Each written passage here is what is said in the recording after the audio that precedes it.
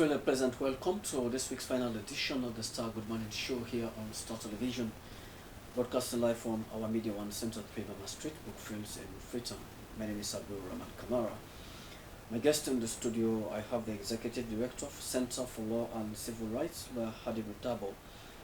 Hadiru Dabo is here to talk to me on the formation of the Center for Law and Civil Rights that pride itself on the principles of the rule of law. As a Daishian approach to the rule of law, the organization will be providing free legal services not only to individuals but to institutions serving civilians. Good morning, Ladabo. Welcome to the program. Good morning, Sierra Unions. Great. Also here is Brian Sitakago and Elizabeth Mensah, both of them from the African Youth Diplomacy Forum. They are presenting themselves up for the forthcoming African Youth Assembly. Good morning, welcome to the program. Good morning, thank you so much. Great. Remember, the Star Good Morning Show is proudly sponsored by Local Commercial Bank. Keke account, you in a keke rider. Osusu account, for you in a trader. Mighty account. You don't people only keke there. Who say you the worship so? Tell who smoking my way the worship for you don't get all length in there.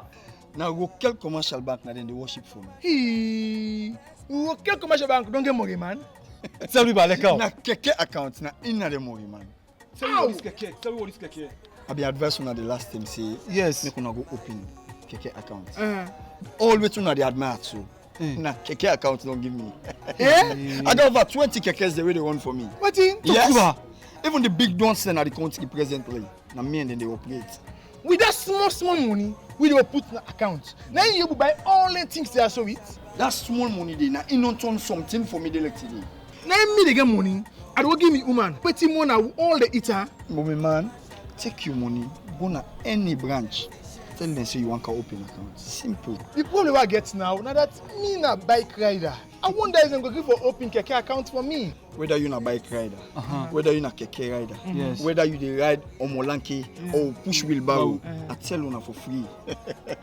That account dey there for una all. Eh? Yes. So how?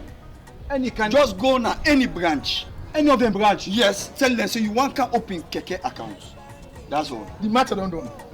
It don't done. Me they go open your account. What? You wey dey ride bike, keke riders, omolanke pushers, una can join we na Local Commercial Bank inside keke account. We all can be millionaire. Can join Local Commercial Bank. Join Local Commercial Bank. Bank with Local Commercial Bank. Number one. Bank with Local Commercial Bank. Number one. Welcome back from that commercial break. Let's move along with the program. World Peace and Diplomacy Organization on Friday, 3rd May 2019, awarded Her Excellency the First Lady of the Republic, Fatima Bio, as Peace Ambassador for her remarkable vision for global peace at the Office of the First Lady. Here is The World Peace and Diplomacy Organization, that is registered in the state of Delaware, USA, is a private non-stock corporation that is aiming at resolving conflicts and prevailing peace amongst and within nations, has on Friday, the 3rd of May 2019, awarded the First Lady of the Republic of Sierra Leone, Her Excellency Madam Fatima Bio, as Peace Ambassador for her remarkable approach and also for her vision for global peace at the office of the First Lady in Freetown. While speaking to pressmen, Dr. Jit Singh, founder and chairman of the organization, said the organization came to existence in 2011 from Chief Confederation of India Healthcare Foundation when the need to find and bring together like-minded peace advocate was strongly left. Although an initiative for peace was a new motion, formation of WPDO became utmost important in the growing affairs of a new reset which has been recently settled down world over. And the organization is strongly supporting United Nations Global Concept Program and Arts Chapter principle as well as strongly follows United Nations Sustainable Development Goals 2030. And beside, the organization is identifying and recognizing peace advocates and peace activists. That is why they have nominated and identified the First Lady, Madam Fatima Bio, as one of the candidates to have this year's prestigious award. That we will be honoring Her Excellency, the First Lady of Sierra Leone, with the highest title of World Peace Ambassador. It is always a matter of proud wherever I go and I see such kind of people, those who are selflessly working for the society at large. And I find Her Excellency as one of the ladies who has not just made the country proud, but the whole of Africa proud with the kind of work which she has been doing. So I once again congratulate you, and it's our humble honor to actually bestow this title on you. You are making us more proud, and I believe with this, the sense of responsibility on your shoulders is now going to increase. So I believe that in times to come, we want to see that you call us more often, engage us also in the activity which you have been doing. And I wish you all the best in the future endeavor for the philanthropic work which you are doing for the society at large, and it feels very proud. Thank you so much. While addressing the media practitioners, the First Lady, Madam Fatima Bio, thanked the organization for recognizing her as a peace ambassador in the world among many of the people in the world. She went further to state that she will continue her good work towards peace building and also embark on the development and progress of women and girls in the country. I'm very humbled, to know that people out there are actually recognizing the kind of work we do. What I do selflessly, and I really don't do for the publicity, even though unfortunately when you find yourself in a position like this, it's always publicity around you. But I'm very much grateful. World Peace Ambassador, that's huge. I'm blushing, and I'm going to go to His Excellency and just say, you know what, I am an ambassador of peace now. So no more fighting. Thank you very much. I will continue to try my level best to to be more than what I have become, and to not disappoint the world. Absolutely. And work for humanity. Continue to work for humanity, and continue to work for this nation. For Star News in Freetown, I am George Elliott Sam reporting. Thanks to George Elliott Sam for putting that report together. Let me come over to my guest, the Executive Director for Center for Law and Civil Rights, Lawyer Hadiru Dabo. Once more, good morning and welcome to the program. Good morning.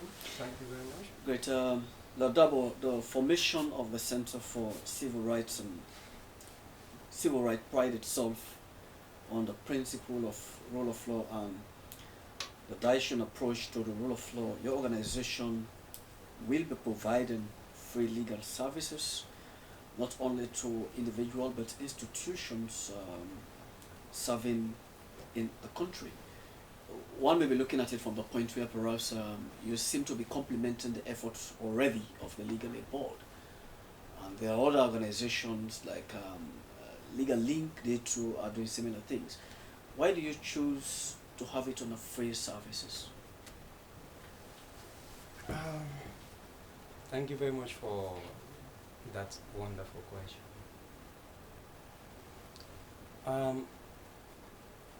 I primarily decided to give free legal service to certain categories of people because I see that there is a need for that. I mean, for quite too long, we have been grappling with the issue of giving correct legal aid or representation to certain class of people or certain classes of people. I mean, I have got the background, I've got the exposure, I've got the experience haven't worked with the Legal Aid Board. So after my resignation or so, I decided to form this organization, particularly targeting,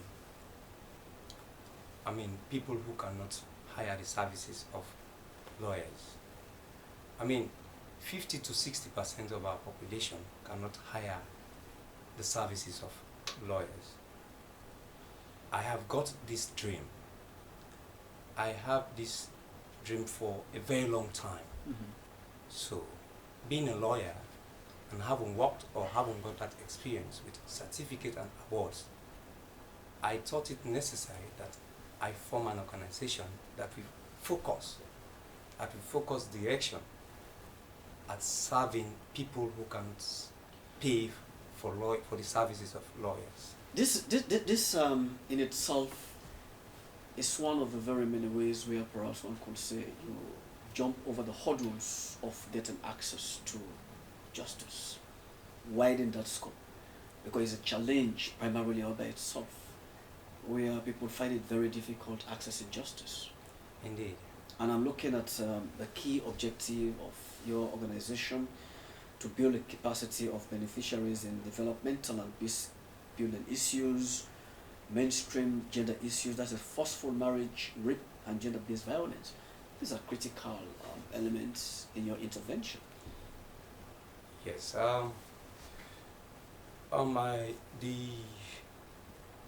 The issue of even going against the law is a very big challenge. The reason being is that very too small of our Sierra Leonean population know exactly the law. If you don't know the law, then you always find yourself in hurdles with that law. So my organization is going to focus on building the capacity of people dealing with or playing with these laws, or like trying to dispense justice. So in other words, you're providing free legal education. Exactly. There are times when people are deprived. Exactly. They don't tend to know exactly what to do, how to get redress. What to do and how to get redress. If you look at the employment sector in Sierra Leone, some employers and employee relationship. One employer will just sit one morning and just say, "You are sacked." That employee will not actually know where to go, where to start. And it doesn't bode well for the individual. Exactly. I'm looking at point 9, where you're going to provide legal aid on dismissal from employment and issues relating to wages and salaries.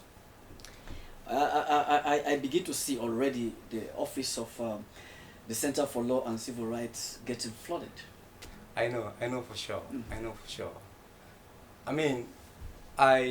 It is not a new thing to me. I have been fighting that cause. I have succeeded severally on that. As I used to tell my beneficiaries, I have this dream, and I'll make sure that dream comes true. As we continue on this, one may be wondering as to who your target beneficiaries will be.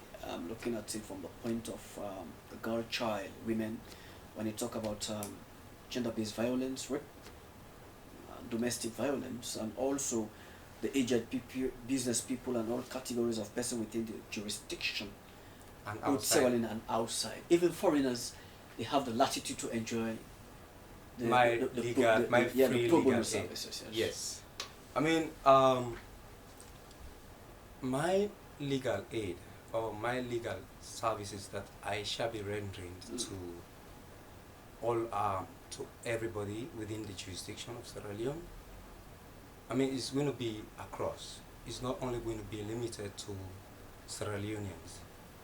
It is definitely going to go across to those who are not Sierra Leoneans, but rather they are in Sierra Leone. Okay. I have encountered situations in which you have somebody coming from the neighboring countries, and he finds himself in the shackles of the law. Okay. That individual, if he at all he cannot hire the services of a lawyer, he needs legal representation. Okay. When I was working for the Legal Aid Board, I represented a guy coming from Guinea. He was charged of larceny, I mean robbery and robbery with aggravation and so. I mean, he hadn't the means to hire the services of a lawyer. So that matter was apparently committed to the High Court and he was transferred to Freetown. Invariably, when I was in court, I represented him. This man could not even speak Creole, but I mean, nobody was there to represent him. So what I did, I represented him.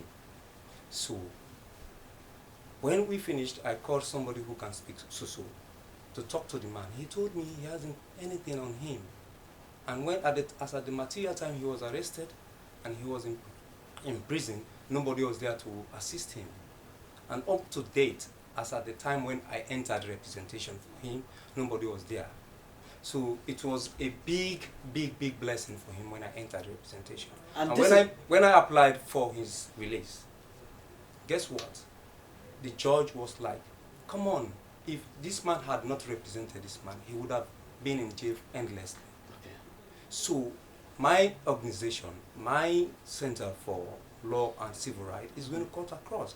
As long as this individual is in Sierra Leone and he finds himself within the shackles of the law, he would be represented by my organization. And the case of the gentleman you've mentioned is just one among so many that are suffering in silence. Of course, I have represented Nigerians, Liberians, you know. Okay.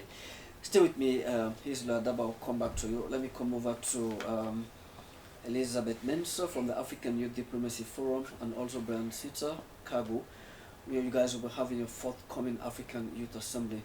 As a communications person, Elizabeth Mensah, take us through the formation of the African Youth Diplomacy Forum. What's the importance of forming this body all by itself? Okay, so thank you very much. The African Youth Diplomacy Forum is a forum that started a long time ago through the visionary, but it was implemented last year, July 2018.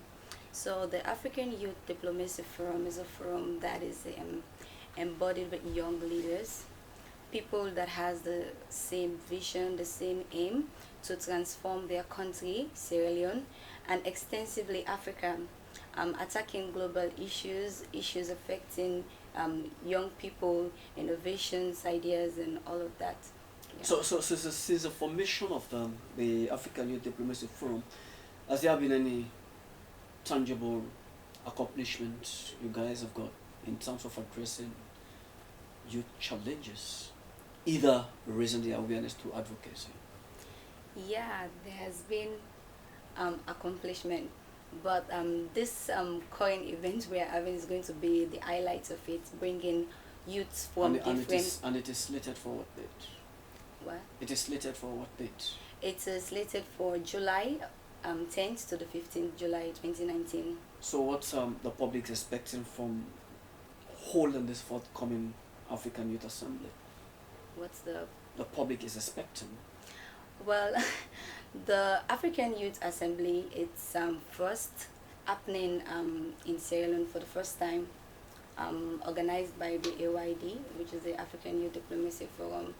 It's going to be one of its kind, because it's going to be a platform where different youth from different countries are going to come together to showcase and to tackle global issues. They're going to learn a lot, and they're going to experience our culture. They're coming in because there's this thing about Sierra Leone perspective of people not showcasing Sierra Leone. There have been events, other countries where Sierra Leoneans youth are representing Sierra Leone, but this time around there's a change wherein youth from different countries are coming in to experience Sierra Leone, to learn a lot of things from us, from our different facilitators, and they are experiencing our culture for the first time. So we're excited, and I want the public to be excited about it because it's the first time happening, and it's a bold step that the AYDF is taking. Yeah, the public might be excited about it based on what you intend to accomplish. But generally, what in your view do you think are the commonplace perception of youth problems that you guys are going to discuss? Okay, thank you very much. The theme for this first AYA, which is the African Youth Assembly, is education for sustainable development. And we know the ongoing cliche in our country, which is the free education. So by tackling one of the issues, global issues, because education is not just based in So you're saying the free quality education is becoming a cliche? No, education primarily is knowledge is power. So educating people, you give them power to develop, to have a sustainable development in their countries. So this year we're tackling education extensively. Okay, yeah. Let me come over to Brian Sitakagbo. Brian, you are the executive director for the AYDF. Now the theme borders around education, and I'm not sure whether it's really becoming a cliche, but rather a flagship program of the current administration here. Let's begin to talk on the significance of all of these evolving the theme on education. Okay. With its intended accomplishment. Yes, we're not building a program on the flagship program of His Excellency. We're not building it on it. This is not a political program. This is a program run by a non-governmental organization. It's a program, it's a diplomatic program. But one thing we all should know is development cannot happen without education. And so we are tapping into the government's agenda of free education. And we have complemented your Good. So bringing people to Sierra, it will be the first time for many people to come to Sierra. So being that it's going to be the first time. Could it be a very huge undertaking bringing people in to actually participate? It is. It is. So how do you wish to overcome the challenge? This is a work we've been in for almost a year, and we wish to overcome it through the many strides that we've taken, and the many that are yet to come. So you should look out for that, and that's why we are talking to the public to expect something big from us. Because so what are the obvious breakthroughs you guys have made in terms of realizing the importance of all of these and also reaching your desired aspiration? For now, we have one of the most prestigious events places in Sierra, where we've chosen already to host the event, and there's going to be Bintumani Hotel. We're going to do it at Atlantic and at Family Kingdom. So it will be exciting and amazing for people to come to Sierra and to be at some of those places after all. And then two, we are going to host speakers of note across the continent and across the world. We're going to get with us the African Youth Envoy for the African Union. She's going to be here. We're going to get with us Dr. Ibrahima Diong. He's from the Gambia.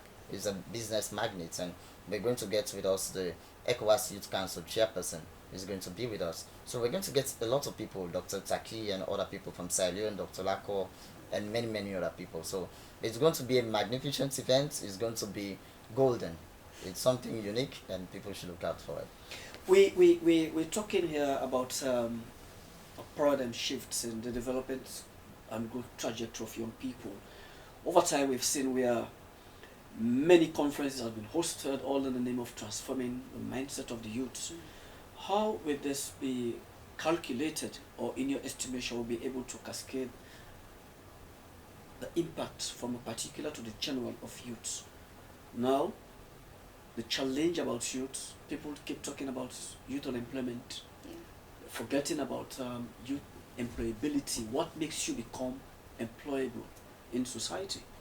There has been a kind of mismatch in our educational curriculum. People don't normally go for the job market.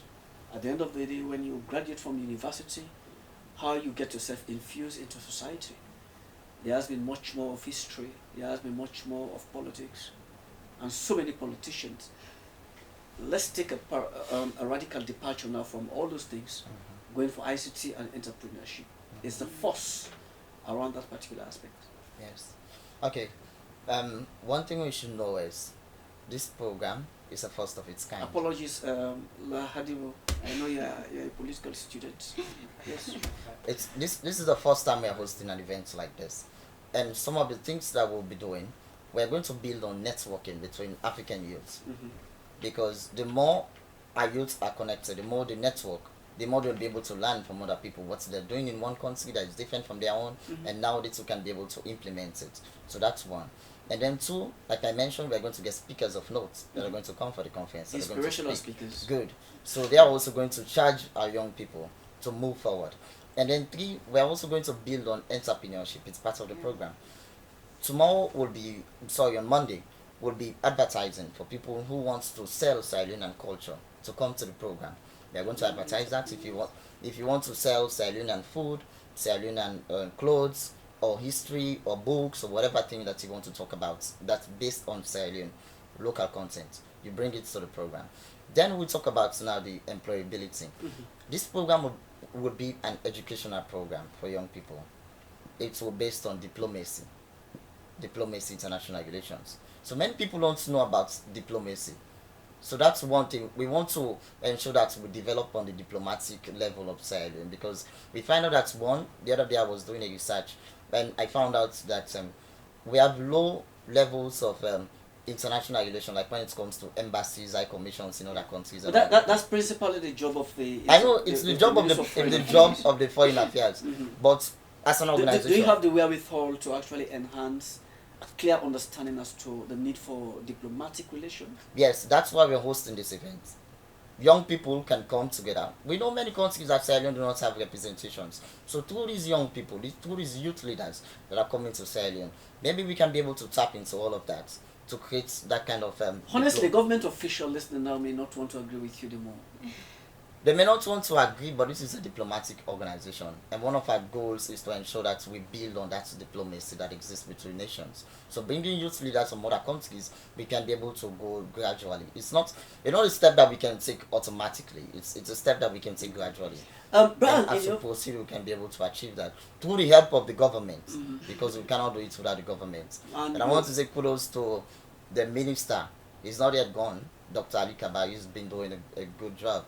And so the current one that we have now, Dr. Tunis. So we hope to see all of those, and we hope to merge with the Ministry of Foreign Affairs, because together we can be able to do great things for Sierra Leone. Much more so, there has been this perennial problem of people saying the youth problems. We have a bulging population now.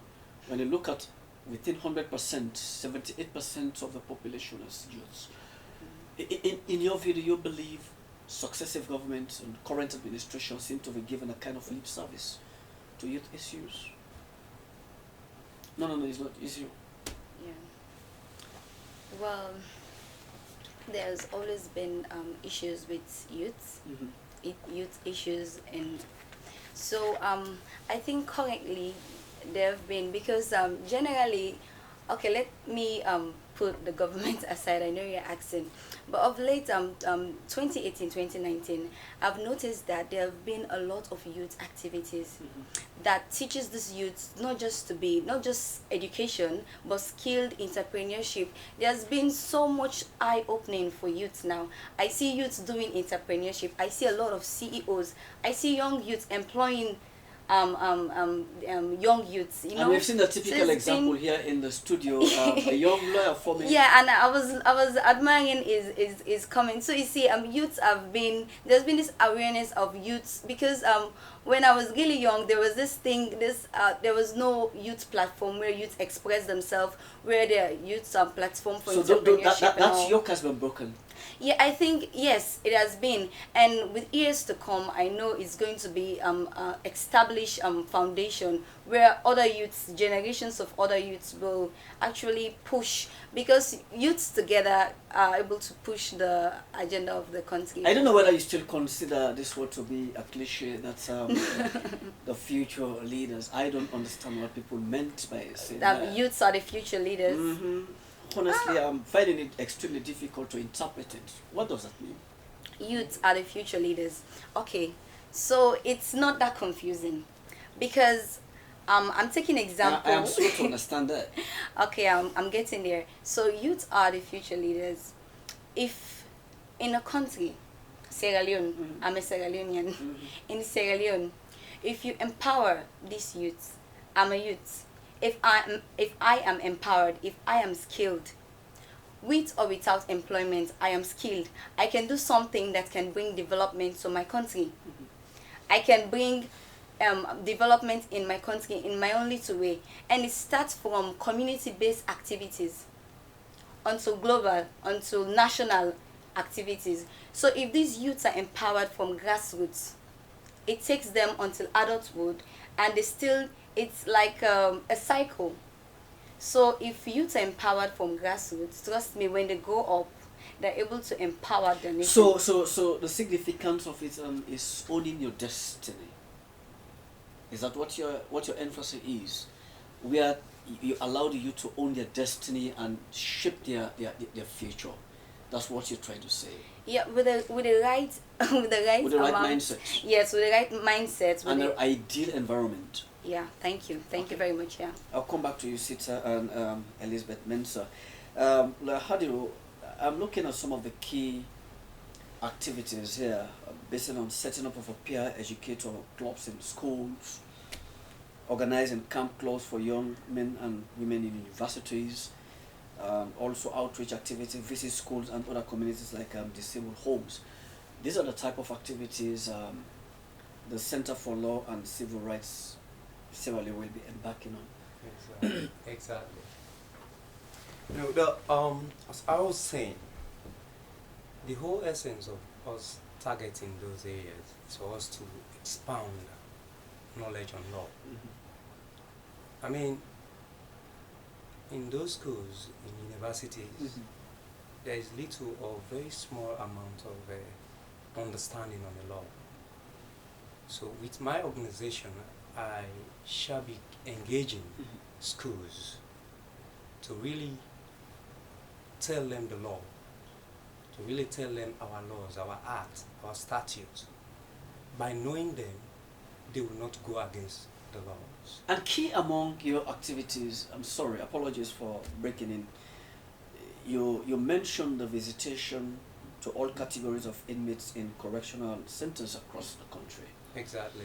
And we've seen correctional centers to be a kind of transformation centers, learning institutions, where inmates were supposed to acquire skill knowledge while serving as inmates in the prisons. Exactly. At the end of the day, when they would have been released from prison, they would be a very resourceful person. They would be instrumental in society.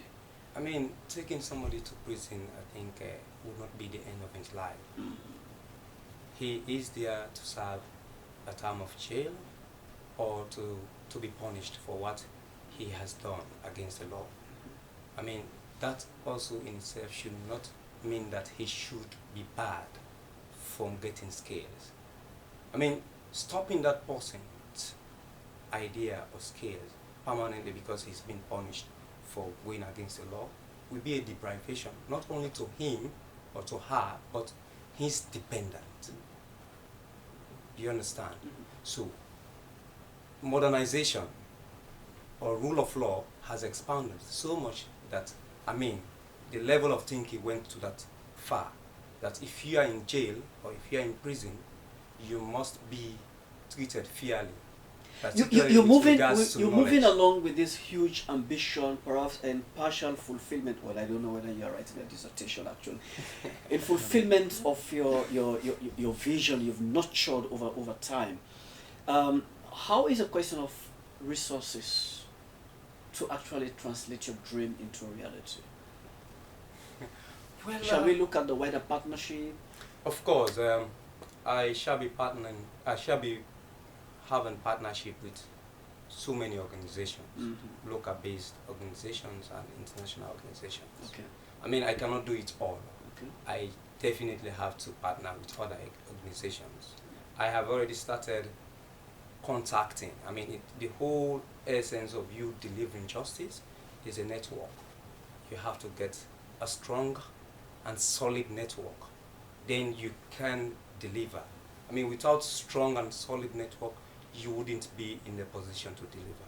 Okay. So I am assiduously working on that, to have good network good network with other organizations that I know that I have earmarked that they can join me or I can join them to deliver. Okay. I mean, I want to deliver at all. And legally, ball could not be out of this. Definitely. I mean, if at all I have to say on any justice delivering, I owe so much to Legal Aid. To Legal Aid. Particularly the executive director. He's a mother.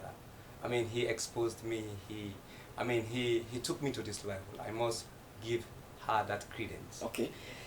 Let me come over to Brian. Brian, the ideal objective of on youth transformation transcends just the belief of where perhaps one could say networking is enough in all of this. But I'm looking at it from the point where the use of the social media to a larger extent has undermined the potential of youth. When you look at the good side of it and the bad side of the social media, is the aspect of social media going to be factored during this course of event? Yes, we're going to get speakers from all the sectors of life.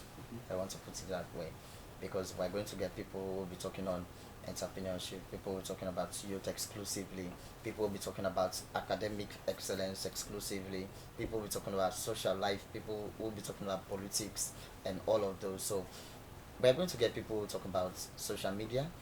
So basically when we get the social media people, they'll be able to talk to the youth about what they think about it, because we're getting experts, their expert opinion, they'll be able to share it to the young people. And because they are people of note and people who've traveled with experience and all of that, I believe they could be able to shape the discourse and the way young people think about social media. And we can see how we could be able to work on it and get a positive outcome at the end of the day. And we're looking at two broad categories of youth. You have the literate and the illiterate ones. I don't know whether this organization principally caters for ethnic rooms for those that are unlettered. Yes, we do. What we want to tell the people is that they should look out for more. Firstly, we're going to do this, the African Youth Assembly. But when we're done with it, we have other projects in the pipeline that we're going to start. I'll invite you. I'll use this forum to invite you now to come to the program, because when we are there, we're going to launch 2 more projects of the organization. We know in Sierra Leone many people copycats, they copy ideas and all of that. So we don't want to share ideas now, but when we get to the conference, we'll be able to, you will see what we're going to put out. You will see the launching of the projects that we're going to do. It's not only big projects that will be won in Sierra Leone. That's one thing I want to tell our people.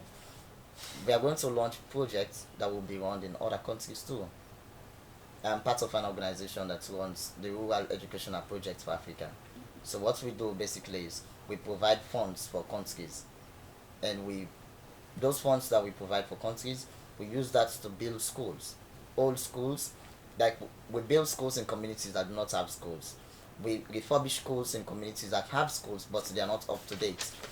In communities that have schools and everything is there, we provide the teachers with incentive to teach the kids. So that is going to be one of our projects, but it's already in another country that is working, so we're going to get it too. But on our own, as AYDF, we're going to launch 2 other projects. So, but we don't want to share it out, but we're going to do them. People can steal ideas and all of that. But I believe with my team, with my staff, we can be able to do very many things and they could come out well. How do you intend to actually tap into the new horizon of the ICT Directorate, working in partnership with known as a person, Dr. David Senge?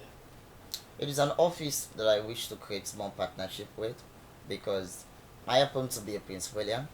I was senior prefect of the school for some time, and Dr. Senge also happened to be my senior. He attended the same school. I don't want to build a partnership based on school, but it's someone that I have great respect for, and it's someone I trust when it comes to his work. It's someone that I see as a mentor.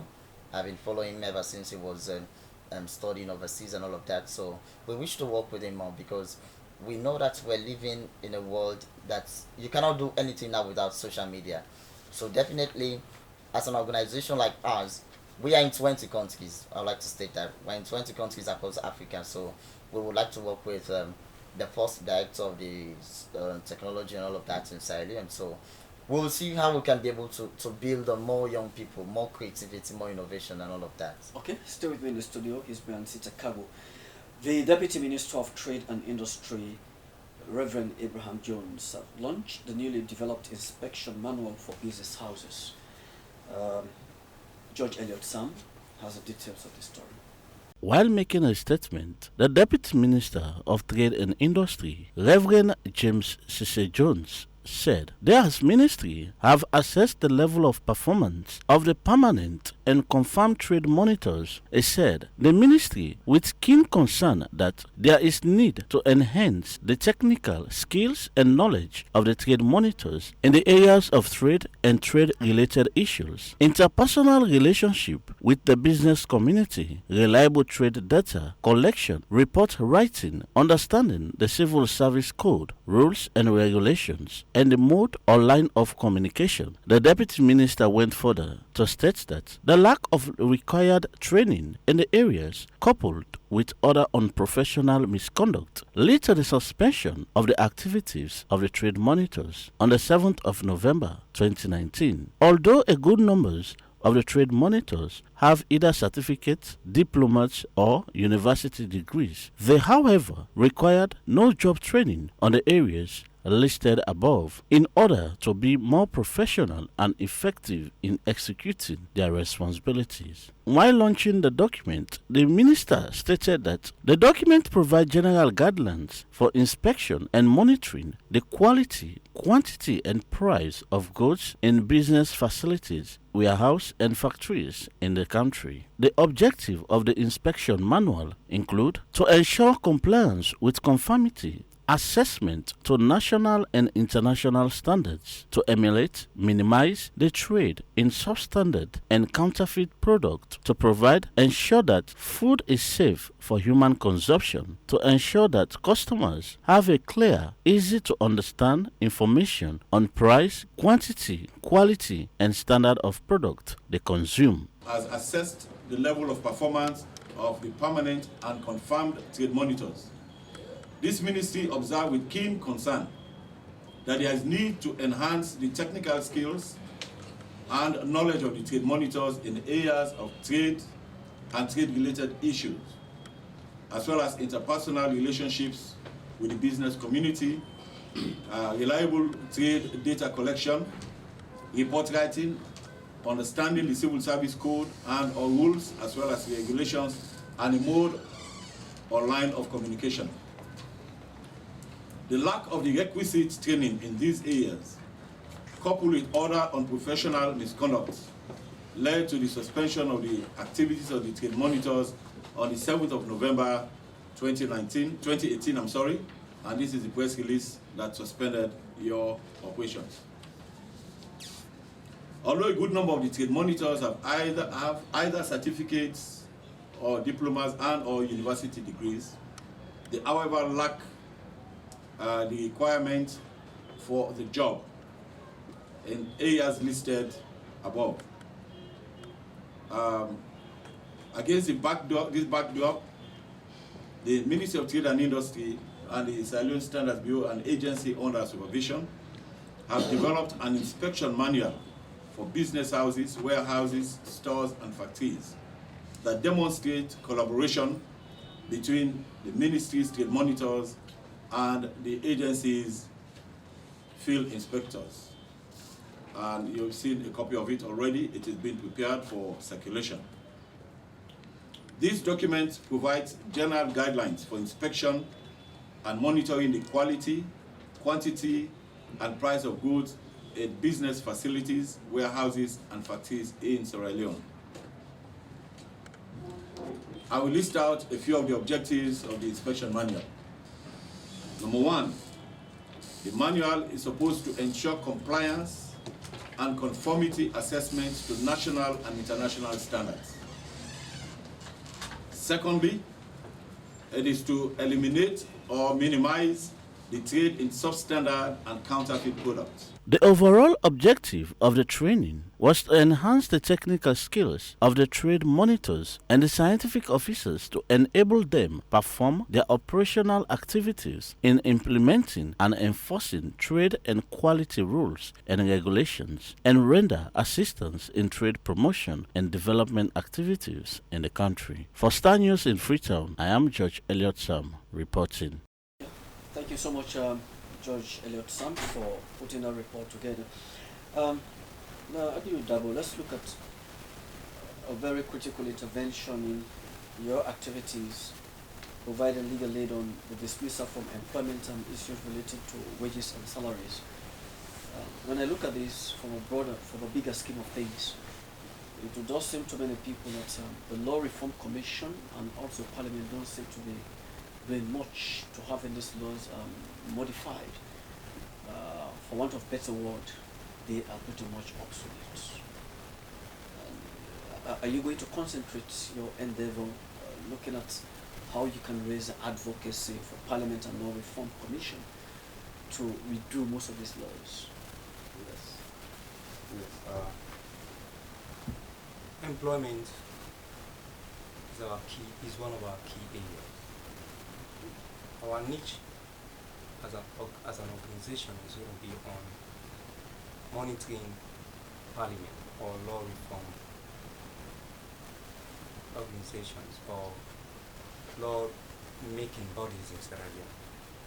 I mean, for quite too long we have not got organizations which are really targeting law making bodies. We have got organizations targeting court, monitoring court. We have got organizations monitoring education. We have got organizations monitoring agriculture, other development. But we have not actually got organization, a local-based organization. One key area, or one of the key areas of our concern as an organization is going to be on Parliament or law-making bodies. For quite too long, we have not got an established, a well-formidable organization monitoring Parliament and other law-making bodies like the Law Reform Commission. The Law Reform Commission, to me, should be a commission to be looking at loopholes in our bringing our laws to speed. Bringing the laws to speed, or like creating amendment to our laws, or looking at our laws and providing or suggesting to parliamentarians that we need to make amendment in this particular area. But there seems to be a kind of delicious irony here. Our colonial masters, where we derive some of these laws, for them, these laws are no longer in existence. Of course. If you go to England, where we derive, we're still holding on to these laws. Those books are not in their shelves. They have trashed them. You cannot even find them in the streets to buy them. So the question: Are we progressing as a nation? I mean, legally, or we seem to be having a kind of arrested development. Legally, we are progressing, but not to the satisfaction as expected. Okay. I mean, I cannot say we are not progressing. I mean, we are not going at that speed that is expected of us. So, I mean, looking at employment, employer-employee relationship, I mean, maybe we are going at a pace where Eulers refer in Latin as festina lenta, hastily, slowly. Exactly.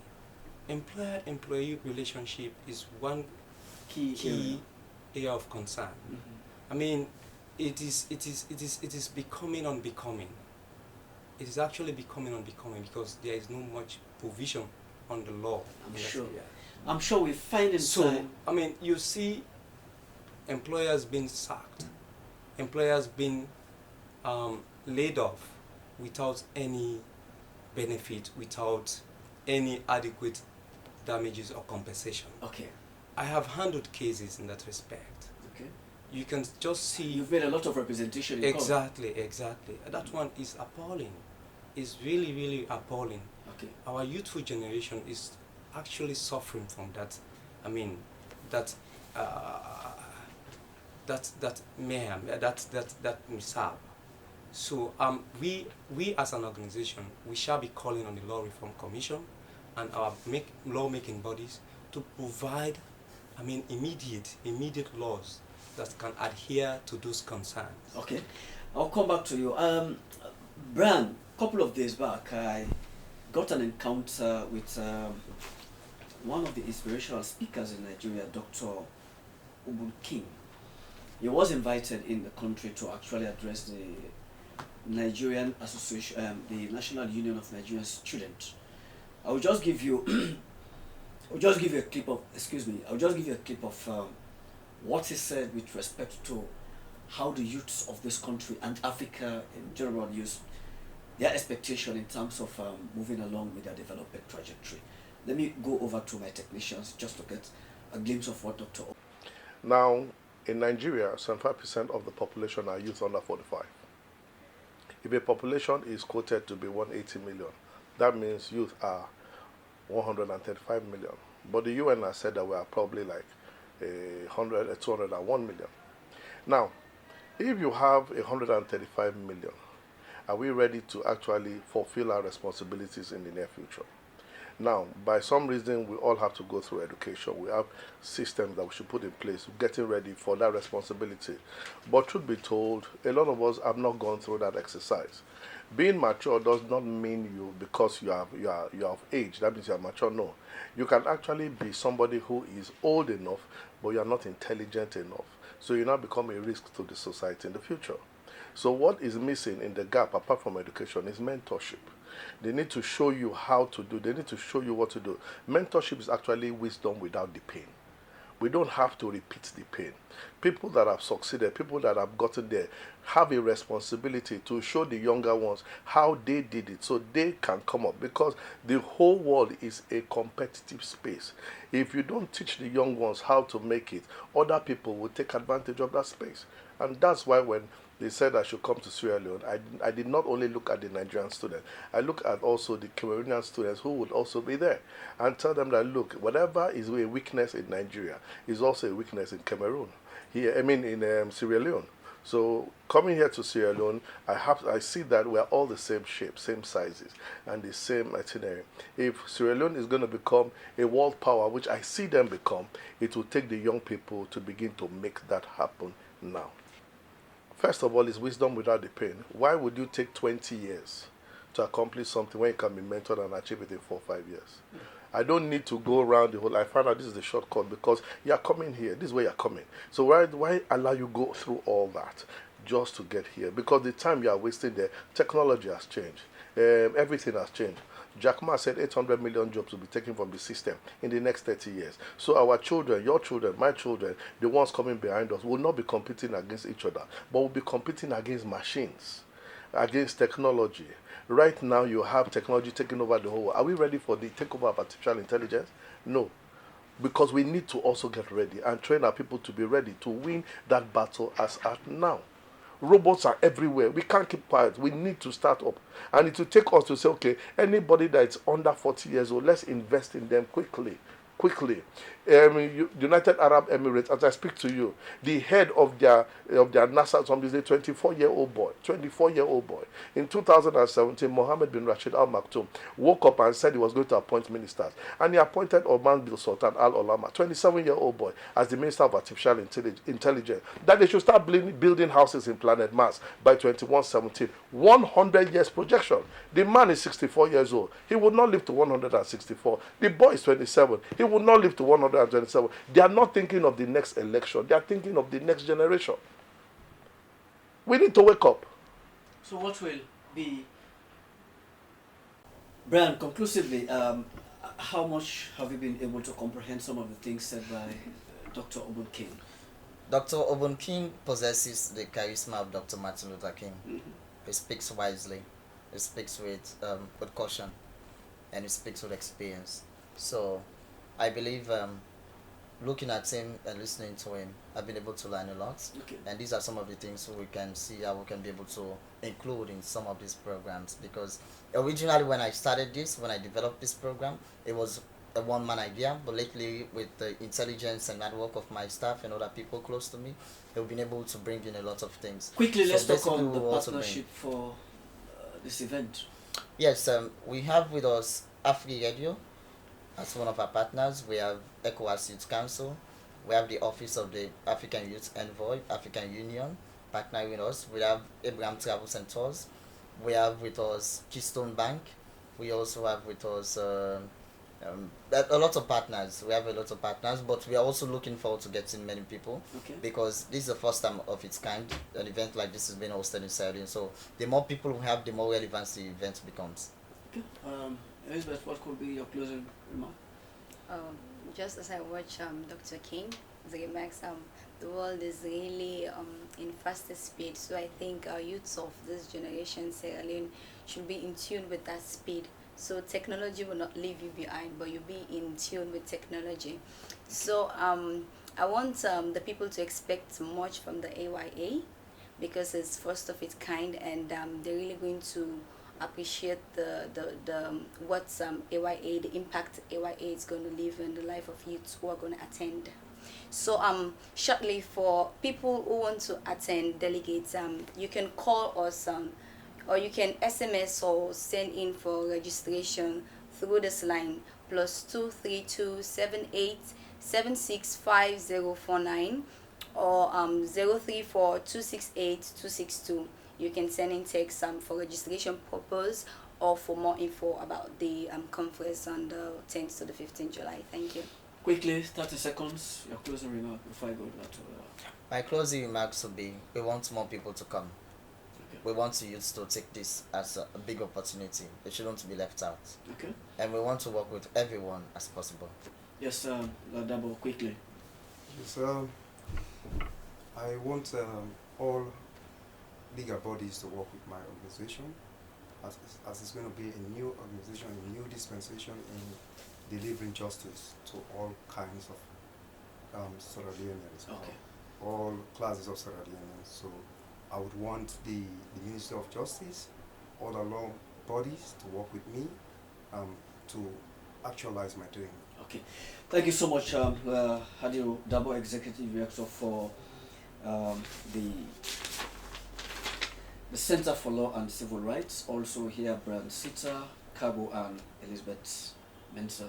Thank you both for honoring this edition of this final edition for this week program, The Good Morning Show. Looking forward to having you around before the commencement of this conference, at least with another program. Till then, this is how I do that recording into this edition of the program. Thanks to my studio guests. My name is Abdul Rahman Kamal. Have a wonderful day.